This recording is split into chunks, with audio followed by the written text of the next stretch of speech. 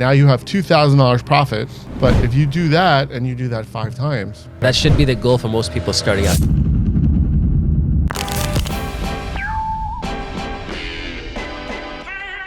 We have John here today, who's from our production team, and he was asking me a great question about rental properties. So today we're going to talk about how to make an easy $5,000 a month on rental properties. So John, give us specific questions just so we understand how we can answer it. So for me, if I wanted to make a passive income of $5,000 a month, where would I start? Where would I start looking for rentals, or how much would I need? How do I get into it?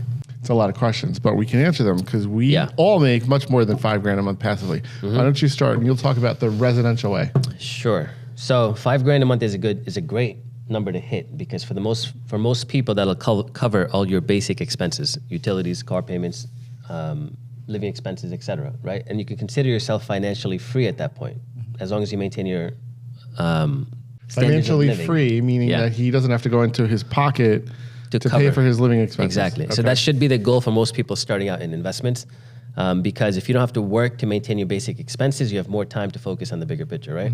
So that's a great number to start with. In residential, the best way for someone who doesn't have properties to build wealth is to use the FHA loan to get a multifamily. Are you familiar with that? I know of a FHA loan. Again, I just don't know how much money that entails me to actually have in my pocket. Okay. And where to go as far as like, I found this property. Who do I go to? Where do I go to get that money? Okay. Well, that's great. Well, you've gone to the right place because Omar, as you see, has a T-shirt on that says "the boss" on it. So he's the boss, and he's going to tell us. So tell us, Omar. All right. So what you have to know about FHA loans in general is it's probably the best way for the average person who has little to no experience in real estate or little to no previous money or wealth to work with to build wealth through rental income. And the reason for that is because you could put down 3.5% to 5% as a down payment and borrow the remaining for the amount from the bank, right? So there's nothing else out there that a bank will give you 95% of the cost to purchase outside of real estate. Very, very few things. So if I want to buy a $500,000 duplex, I need 3%. You said 3.5%? About 3.5%. Okay, so that's like $20,000 with closing costs. Yeah, right about there. So $20,000 just to get started. And what does a monthly payment look like? So there's a couple of things. Now, $20,000 gets you a $500,000 asset. Keep that in mind, right? That's number one. Where else can you put $20,000 down and buy something worth $500,000? Nowhere. Anything else come to mind? Nothing. Nothing. So that itself makes it a good start to look into. But the question then becomes, if you're looking to cash flow, you have to buy it at the right price, right? And a portion of the rent is going to go towards a mortgage, and the remaining portion is going to come out of your pocket. So there's a lot of financial information you have to confirm before you actually take these steps. But that's the gist of it. You get something that's low down payment, high leverage. You live in one unit, you rent out the other.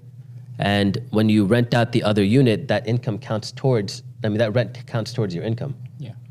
Right? So the bank looks at that rental income as your own income, and that's why you could afford the higher amount. And it's different than if you were buying a single family home. Yeah. Because then the bank is going to approve you based on the money you make in your salary. Right. When you're buying the duplex, like you said, all of that gets piled on top of whatever you're making. So say if I buy a property, should I consider something where I live in one unit and rent out another, or should I have something that has like more units than just two? Because financially, would it make sense to have? Obviously, it would be better to have more units because you get more rent per unit. So that's a great question. So, you've heard the phrase "go big or go home." So, do what you can get approved on. So if you have I don't know what the FHA limits are. I think they're different. I think they raised it, but at last it was 800 or so. Okay, so the FHA program has a limit. They won't loan more than, let's say, $800,000 or whatever it is. So then you can't go too big. But if you can get a 3-family house, get a 3-family house. You can get a 4-family house, get a 4-family house. Yes, you do have to live in one of the units, but having those multiple units is what's going to give you the opportunity to make that $5K per month. Right. Okay, so. And when we say you're making that $5K per month, part of that money may go towards your payment, right? So if you have 4 units and each unit is $1,000 and your mortgage payment is $1,000, you're making $3,000 a month minus taxes and expenses. So let's take off another $1,000 for that. Now you have $2,000 profit. Okay, one of those $1,000 goes towards your unit, and then you have $1,000 extra. So right there with that 1-4 family property, you could potentially make $2,000 a month. Right. Obviously, we're oversimplifying this, but if you do that and you do that 5 times, not even 3 times, okay, then you're going to make over $5,000 a month. So it's really about finding the opportunity of where you can create cash flow. But also keep in mind, FHA is for primary homeowners. Yeah, right? no, I said he has to live there. So you have to live there. So the rental money you get, you probably won't profit off it. Chances are you're going to, that money is going to go straight to the mortgage payments. It's very rare to profit off the rental income when it's a 2-family or 3-family, when it's an FHA purchase. Unless you get a good deal. Yes. Yeah. Right. So, and there's something where if it's a property that you can fix, right, you may get it at with tenants that are existing, and maybe you can get them out and then clean up the kitchen, redo the bathrooms, clean up the yard, something like that, and then add value. Mm-hmm. That's what's going to bring you your extra cash flow. Right. So when you guys first got started in rental properties, I know you guys do different, like you do residential more so, you do more commercial. When you got started, did you have some other source of income as well to supplement that? And then at what point did it make sense to be like, I didn't have to work anymore here and I could just live off of my income from the rental properties? I mean, I don't know what Omar did, but I was begging on the streets trying to get money. But I wasn't too far off. But we saved up money through our other jobs, you know. Yeah. I saved up, my first property was a single family home, which I don't recommend as a first property. Mm-hmm. I think for young people, you're better off buying a multifamily because it generates more income that way. But I did the first property and I needed $32,000 and I had to work my butt off to save that money. Yeah. I did the same. So I had a job, 9-to-5 corporate, and I wanted to leave that job, and I knew that if I would have left, I wouldn't qualify for a mortgage. So what I did is for that last year I was working, I went and searched for different properties. At that time, it was a foreclosure crisis was happening. So long story short, I found a property. I was able to short sale it. I was able to use my W-2 for my job to qualify for a loan, buy it, close on it, and then I quit my job afterwards. So what's a short sale? A short sale is when the person is losing their home to foreclosure, mm-hmm. and you're able to come in and negotiate a price with the bank to get it at a reduced amount. So I got a great deal on a house. It was a single family. But then what happened, of course, is I quit my job. I lost my income. Mm-hmm. And that's when I rented. They call it house hacking. I didn't know what it was called at the time. It just made sense. So I had a 4-bedroom, 2-bath house. You turned it into a rooming house? Not exactly a rooming house. It's against zoning. Yeah. Well, they don't need to know. But you sold that house anyway, so it doesn't matter. Yes, right? You're right. You can have roommates. So you can have roommates as long as there's no door locking. Yes, you can't have a specific keyed entry on the bedrooms. Yeah. So what I did was, again, I didn't need the whole house to myself, right? And at the time when you quit your job, my idea was let me free up my time so I could pursue other things, because when you work a 9-to-5, you don't have any time to look for investments. Mm-hmm. So they call that house hacking. Back then, it was just common sense. And I say back then, it wasn't that long ago either. Right? So I had a basement I finished. I had rooms available. I rented that. That helped me cover my mortgage. But more importantly, I didn't have to stress about the mortgage and tax payment every month. Right. And that gave me so much time to focus on other things. Right. So hypothetically, if I wanted to buy a property and rent it out to a couple of my friends, basically my friends would be paying my mortgage off. Yeah. And eventually I would get to a point where I would just be receiving money from them, paying my The goal is to create the cash flow, right? So you're going to have, let's say you bought a 4-bedroom house and you wanted to do his house hacking technique and you had 4 roommates, right? So and each roommate was paying you $500. Now you're making $2,000 a month in addition to whatever you're making. Now imagine if you get a 2-family house and the first floor has 4 bedrooms and then the upstairs is a separate apartment, right? So you're renting that upstairs for $2,500 a month. Then you have the floor that you're living in and then you bring roommates in. Now you got a ton of cash floating around, okay? And you only have to, if I understand correctly, it's 6 months you have to live in an FHA before you can move on to another property, or is it a year? It's either 6 months or a year. So then you could do it again. And you could do that a couple times. There's no limits to how many times, is there? So I don't know if you can do it again with an existing FHA. I know there's some, I don't know the exact rule for that, but they don't allow you to get multiple FHA loans. Right, no, you can have one at a time. But so I think you could refinance out of that initial FHA loan and then go and get another FHA loan, can't you? There's a way to do it. Okay, but you can't refinance out of that because the leverage is 95%. How are you going to refinance out at 70% at that point? Because your rent roll is going to change. You're going to have all these people in your house. You can't obviously count the roommates, right? But what you could do is release that space that you were living in to a tenant now. So now you have 2 tenants, and then you can go and say that you're going to move into that next house. Right. So, and if you do that 3 or 4 times, you're going to generate income each time you do that, and that's what's going to get you to that $5,000 mark. So you could even do that with one property. I like commercial. It's a little harder to get into, but one of the probably the 3rd property that I had, it was a 4-tenanted commercial property. I bought it. It was a fixer-upper. I put a ton of money into it, so I had to save money to do that. But after I fixed it, I now have a property with 4 tenants that the rent roll every month is $13,000 a month. My mortgage and taxes are $6,000.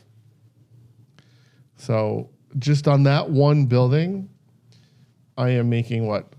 More than $7,000, more than $5,000 a month. Nice. $10,000 a month. That's on one building. So you just have to look for opportunities to create value and turn it into cash. So it's not hard to do. Because I do a little bit of research myself, there has to be some kind of restrictions on an FHA loan. Like, what things should I know going in if I'm going to take a 3.5%? What you should know going in is right off the bat, it's extremely competitive to buy any 2-family, at least in New Jersey. All of New Jersey, North and Central specifically, extremely competitive to buy a 2-family with an FHA loan because you're going to have to pay top dollar for it. Mm-hmm. And if you pay top dollar for it, you're not going to cash flow because your mortgage payment is going to be that much higher. So this is great as conversation, but in order for you to start building a rental portfolio, it all comes down to finding deals. All of real estate comes down to finding deals. Mm-hmm. And most people who look for a primary house are not looking for deals, right, quote unquote. They're looking for a place to live and raise their family. If you're looking to build wealth, you're not in that same category, right? Mm-hmm. So you can look for homes on the MLS, but you're paying retail prices for those. If you want to be an investor, you have to start sourcing your own deals. And you're young now, so you know it's a great time to start when you're young. You don't have a family yet.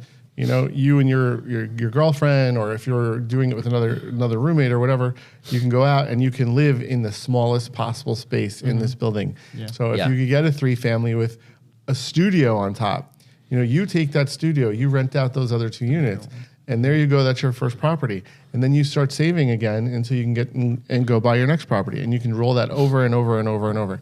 And there's no reason you can't start early because the down payments are so low that, you know, it's not that hard to save up 3.5% of something.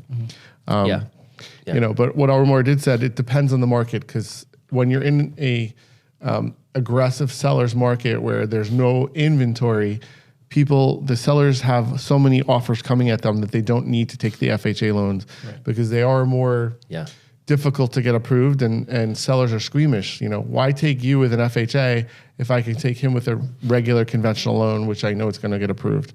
So this is a time where if you find something off market, when you don't have the competition and you make friends with somebody, they may sell it to you with an FHA because they feel like, oh, I got this buyer. You know, maybe they don't have a real estate broker involved. Maybe it's just you and that person, and you have a mortgage guy who's going to give you this loan.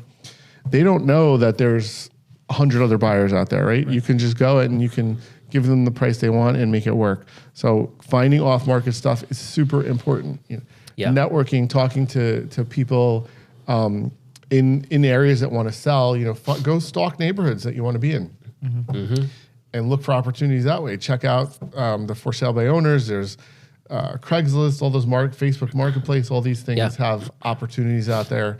Just spread the word. Hey, I'm looking for a house. You know.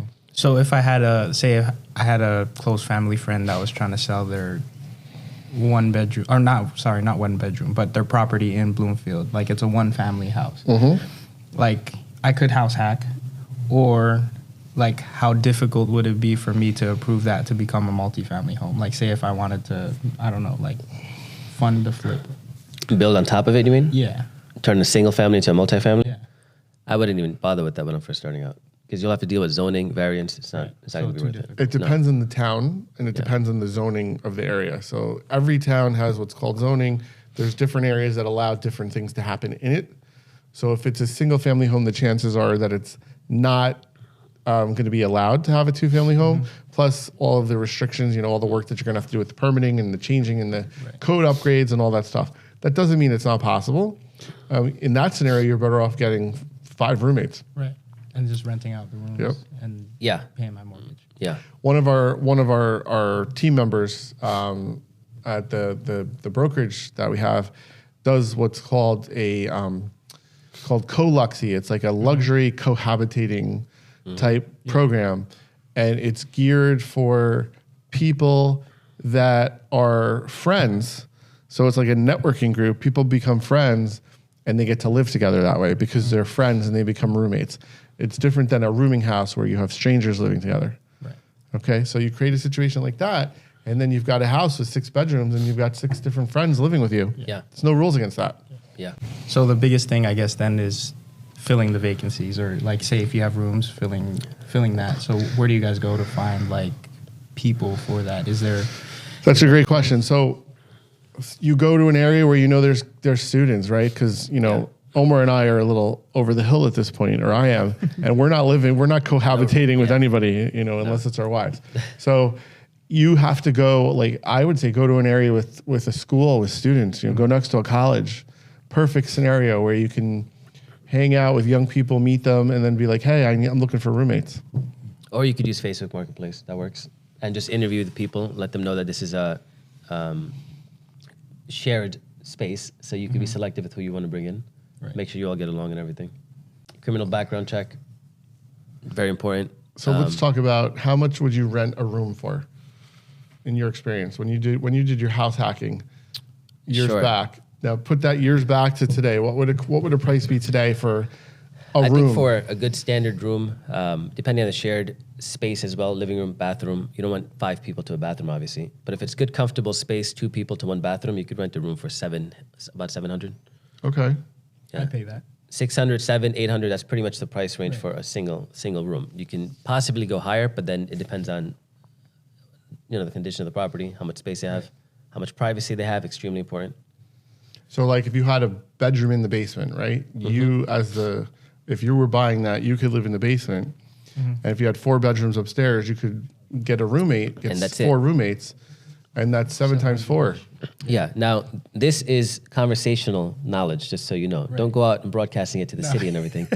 But this is food for thought, right? Right, yeah. So, again, in order to get started with rental properties, you don't have $100,000, $200,000 sitting in the bank account. And you don't want to put that towards a rental anyway. So the real question over here is, how do you get started with your first property? You get an FHA, you find a property that you could house hack, you live in the unit, and then you be real selective with who you allow to come in. Right. That generates a whole different source of additional income that you otherwise wouldn't have. And that's your first house. That's your first house. Now, the next question is, how do you get the second deal? Yeah. Hold on, wait, before we get to the second deal, there's another type of financing. Seller financing. Okay.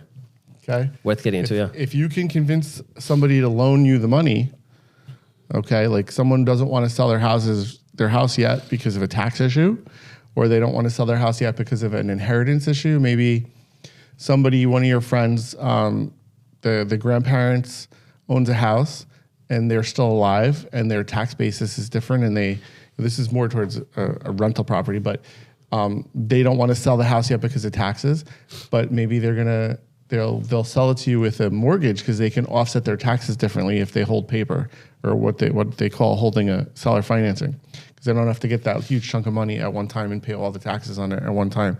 So there are opportunities for seller financing. They're not out there all the time. People aren't really advertising it, so you have to ask about it. But it's certainly worth trying. Usually it's for less desirable properties. More desirable properties go really quickly. But if you see an area where nobody's houses are selling, go and approach people. Go approach 5 different owners and be like, hey, I want to buy your house. Would you seller finance for me?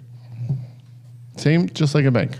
So seller financing is an option. I think it's more common amongst commercial properties. It's hard to find a standard 2-family, for example, that's going to offer seller financing, because most of the homeowners are mom and pop type smaller owners, and they may not even be open to the idea of creative financing. But it's something to know, definitely useful as a tool. But as far as getting your second property, let's assume you have your first property, you're house hacking. How do you go about getting your second property? You have to reinvest that money, right? The money that the money that you're getting from the house hacking, right? Yeah. That should fund that first house. So now you have to, I guess you have to use your income still until you can. Right? So now you have the house that you live in, it's self-sustaining at this point, right? Because the rental income coming in, plus you may have to contribute some, covers the mortgage and taxes, insurance, etc. So now your main income, whatever that may be, is free to reinvest into something else. Mm-hmm. But the chances of you using your main income to save up $100,000, $200,000 to put down a 25% down payment, right? Because rental properties require 25% down payment. Yes. It's going to take you a long time to do that. Unless you're a high income net earner, which in most cases you may not even be interested in two-family at that point, mm-hmm.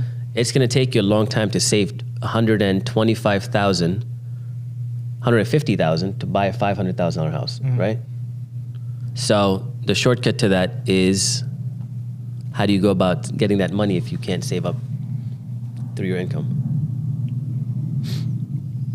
Go to the casino. You could, earn more money. That's the easy answer, right? But second job. Second, third, fourth job, whatever it might take. And we talked about how you can increase your income. You have to increase your income somehow to put the next down payment down. Because your second property, unless you repeat the FHA mortgage, you have to put 25% down to get an investment property. So let's assume the average two-family is $500,000 in New Jersey. That's, my math is $125,000 down payment, right? So do you have access to $125,000? I wish I did. Most people don't. And even if you do, how many times are you going to buy a two-family and tie up all your money, right? Mm-hmm. So at this point, and I wish I knew this in hindsight as well, your priority isn't to buy rental properties at that point. You have to increase your income or get access to capital, right? So your strategy at that point has to change. Right. You're done with the FHA unless you use it again. In order to build a rental portfolio, you have to do one of two things: significantly increase your income or get access to capital. Through hard money lending.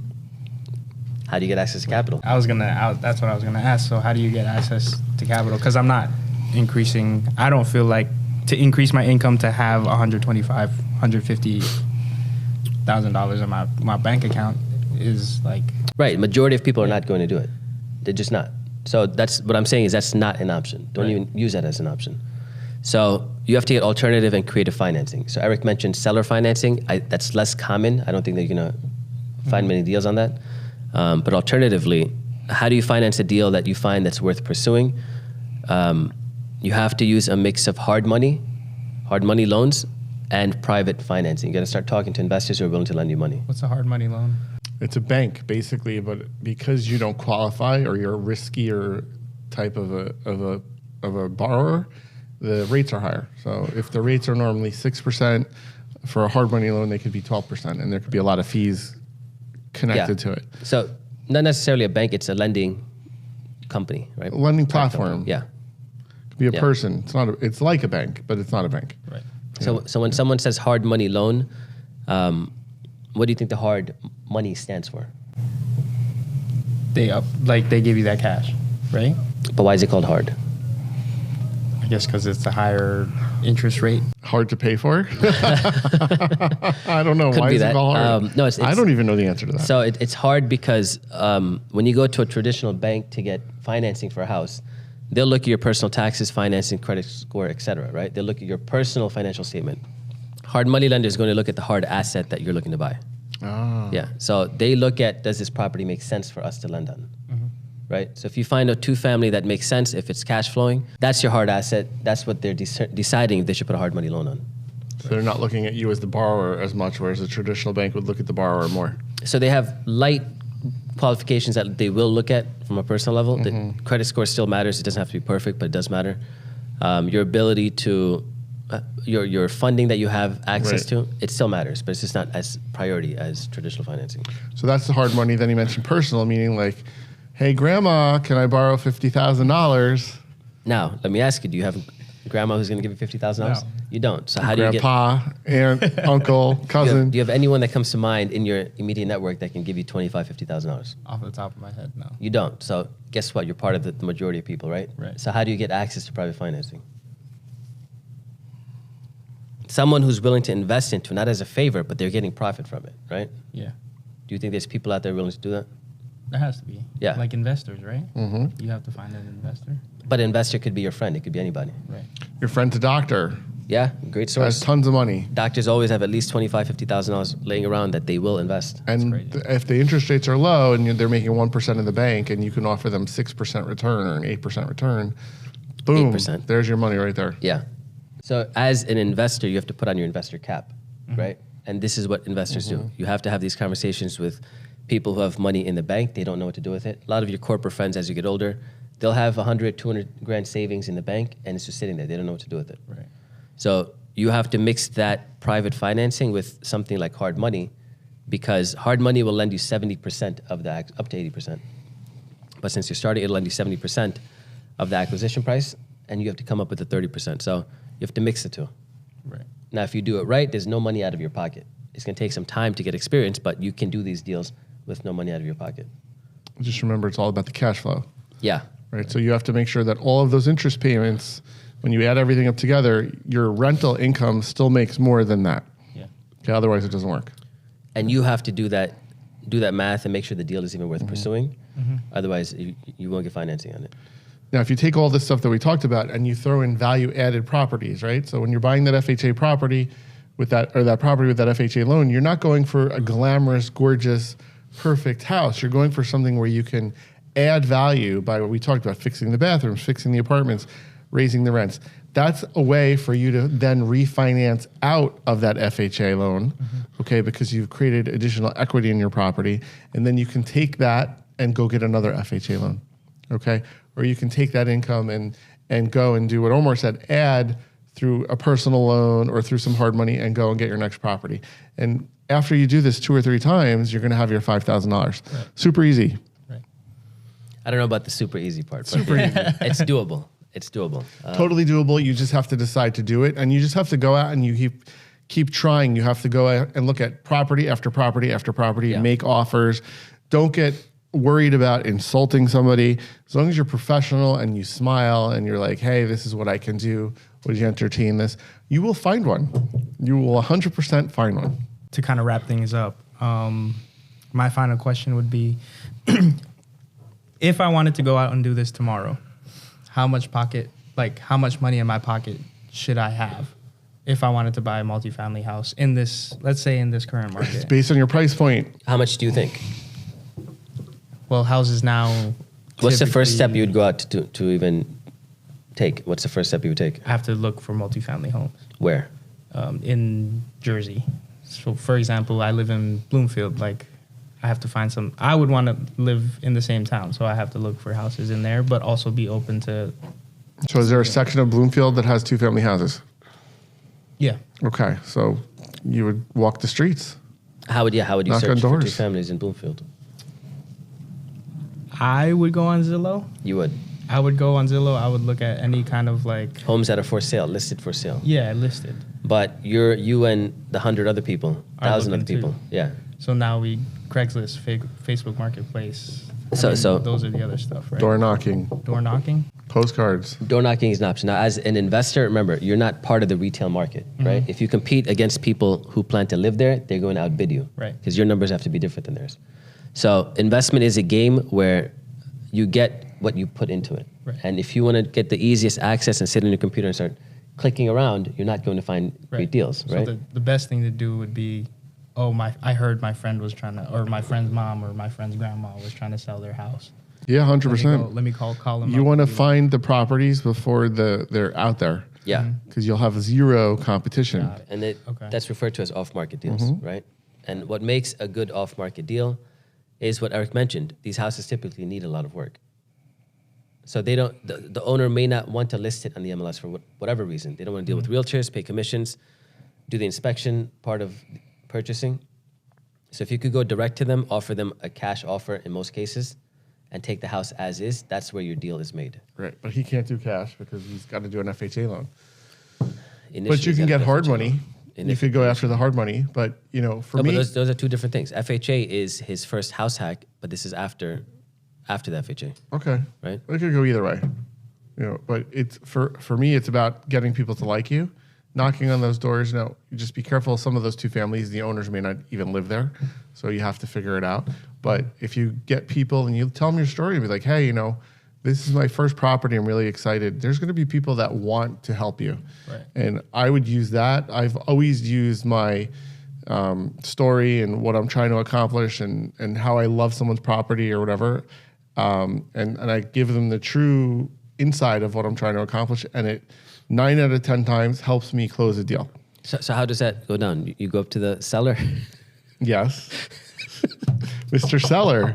and you tell them, hey, I'm Eric Anderson. This is my 4,000th rental property, and I'd really like to buy yours. No, I mean, it depends on what it is. So you're starting out, and he goes up to the property owner. Be like, hey, are you interested in selling your property? And the guy says yes. And he says, yes, my name is Eric Anderson. I'm trying to make a fortune for myself. Are you interested in selling for 50%? You don't say that. You say, hey, my name's Eric, and I saw your house, and I see that this is a 2-family house. Mm-hmm. Hey, I'm looking for a place to live. I'm looking for a place to raise my family, or I'm looking to grow my career in real estate, and I would love for you to sell me your house. This is my second one. I'm super excited about this. Would you help me accomplish my dreams? Just like that. Pitch. I was just teasing him, but yeah. There are people out there that want to help. Not everybody, but there are a lot of people that want to help. And if you can show that you have your package together and you're organized and you know the talk and you're not a smart ASS, it'll happen. It will. Yeah. Positive energy equals positive results. That positive energy will get you to that $5,000 a month faster than you think. Took me like a year to get to my first one after I decided that's what I wanted to do. And then, now 20 years later, I have a ton of rental income. I don't want to tell you what it is, but it's a lot. But it took me a while to get there, and it's just through all different types of properties, some residential, some commercial, and it's a fun journey. And once you get into it, you're gonna love it, and it's really not that hard. It's just being able to take the steps to make it happen. And I always say start young, but you could do it when you're older. But I'm looking at you; you're a young guy. Now's the time. So I hope that helped. Thank you, guys. Thanks for watching this episode. Now don't forget to like, subscribe, and leave a comment, and we'll see you next time.